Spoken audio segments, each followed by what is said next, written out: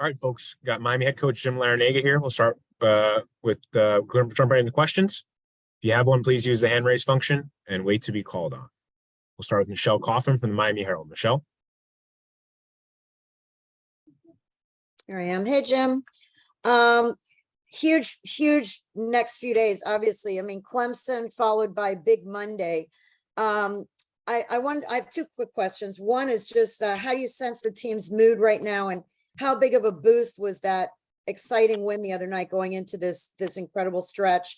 And then number two, if you could expound a little more about Norchad.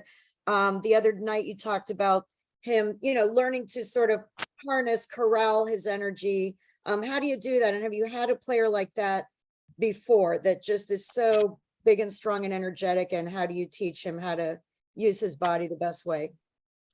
All right. Well, the first question is, I think we've been consistently in good moods. I mean, the team spirit has been there from start to finish.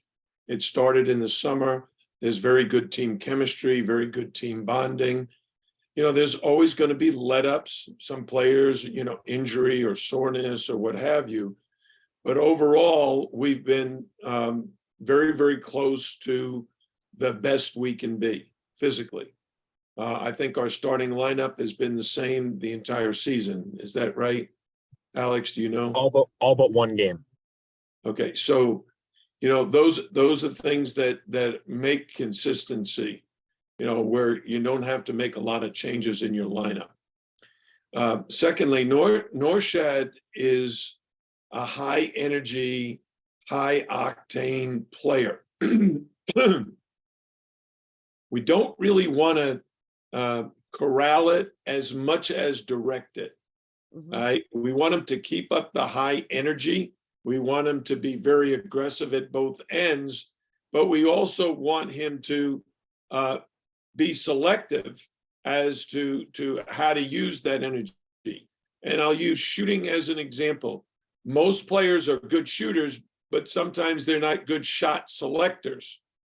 So you got to learn to be selective about the shots you're going to shoot. If you go to the defensive end, you got to look at, hey, I only have 5 fouls. I want to be selective as to when I might pick up a foul, trying to block a shot or take a charge or reach in and steal the ball. And what we need all of our players to do, but especially Norchad with the kind of energy he brings, is to be just a little bit more selective so he's not in early foul trouble. Thank you. That's perfect. Thanks. We're at Adam Lichtenstein from the Sun Sentinel. Adam. Hi, Jim. So I was looking a few minutes ago at the ACC preseason rankings, and Clemson was picked, I think, 11th to finish 11th this year. Obviously, they're having a fantastic season. You've been in the position where your teams have been kind of underranked, underappreciated, and then had good years. What's it like for a team to kind of be in that position? Well, I think the first thing is when you're going through the process, you're not concerned about your preseason ranking. You're really focused on each and every game. How do we win this game? And if you focus too much on where you're ranked, pretty soon you're not ranked. You really have to focus on the next opponent, how you match up with them, because each opponent presents a different set of circumstances. They have different personnel. The coach has a different style of play. They play at a different tempo. And so you just have to focus all of your attentions on your own team, preparing for the next opponent. Try to be the best that you can be and know what the opponent is going to try to do and try to prepare your team for that circumstance. Do you think that having the kind of chip on your shoulder can help a team? I mean, I think what comes to mind for me is watching The Last Dance. Michael Jordan turned every little thing into a slight, and it worked out okay for him. Well, I think that's something that players have to do and coaches try to do it with them. You try to create opportunities to motivate your team as a coach. As a player, you're always looking for things that will motivate you.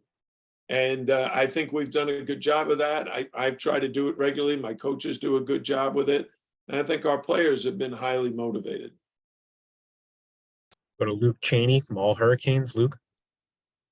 Hey, coach, your team alternated between a win and a loss in every game of the month of January. What needs to happen for your team to have a more consistent February? We got to win 2 in a row. That would help. But we're playing good opponents. Those losses are on the road. It's hard to win, and they're very, very close games. We have our chances to win, which is the most important thing a coach could ask for.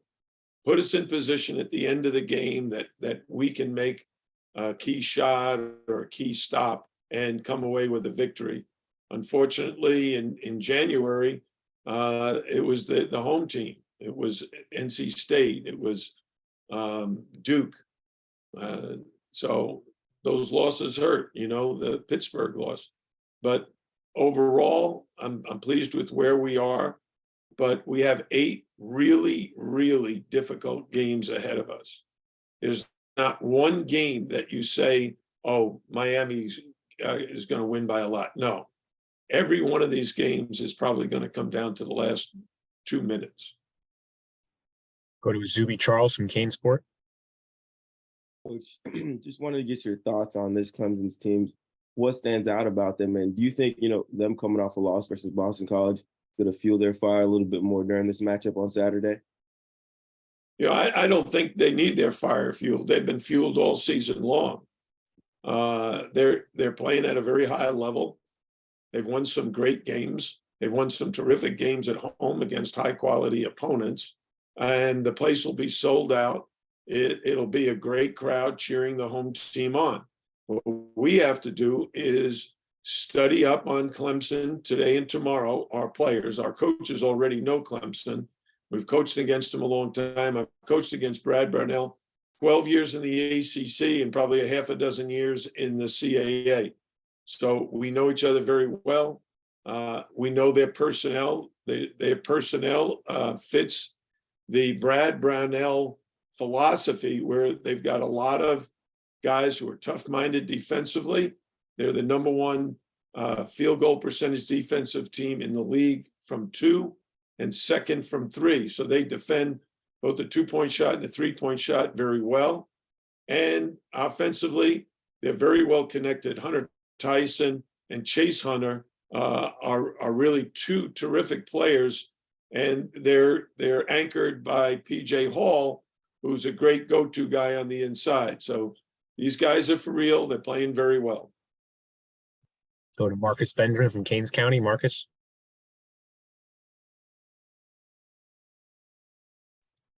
Marcus, we can't hear you. We'll come back to you, Marcus. We'll go back to Michelle instead. Hey, Jim, I wanted to ask about Nigel Pack, the game that he had the other night, those 5 minutes. What does that do for him going forward? And I just want you to kind of compare him a little bit to how is he similar and different to Charlie Moore, who also was able to, to shoot up those big, exciting threes from long distance. How is he different and the same? Well, first of all, a game like Nigel had is something he's done in the past, where he feels the electricity of the crowd and the support of his teammates and coaches. And it puts him in what is affectionately known as the zone. And he was in the zone the other day. His focus was clear. His mindset was free. Some of about shooting is you got to free up your mind. You can't worry about a miss or a make or anything like that. You got to really stay in the present. And he did that. He was definitely in the zone. He's similar to Charlie in their ability to shoot long-range shots, but Charlie was certainly more of a point guard distributor. I would say if you compare the two, Charlie is like Tom Brady, where he's got the ball in his hands, he's making all these great plays, whereas Nigel is more of a specialist, a guy who can make shots, and he relies very heavily on other guys finding him, because his best shots are from an assist. Someone throws it to me when I'm open. All I've got to do is catch it and make it. And when our guys are finding Nigel, he's at his best. Try Marcus again. Can you guys hear me? Yeah, I got you now, Marcus. Okay. Yeah, coach, just wanted to ask about the close games that you guys have been in, especially in late. When you look back at the film, is particularly with the past couple of games with Duke and Pitt, what did you see that needed to change in those late game scenarios that you kind of want to implement just in case you fall into one of those scenarios again on the road? Well, every game we've played so far, last year we played in 17 games that were decided in the last minute. Oh, so we have a lot of experience in dealing with that. The difficulty is trying to win all of them. Last year, I think we went 12-5. This year, we're, I think, hovering around 500 at the moment. You know, we opened up the season in November. We won at Central Florida by 2 on the last possession. In December, we beat Virginia and Cornell by 2 in the closing moments of the game. We beat Syracuse here at home by 4. You know, so it's tough on the road. The 2 things I emphasize to my team that we have to do is, number 1, don't foul, and number 2, don't turn the ball over. So in both cases, it really means just execute the play on offense. Don't get into a rush. Don't turn the ball over. Don't make a low percentage pass. And on defense, help each other, try to prevent the other team from getting an easy shot, and certainly don't foul them.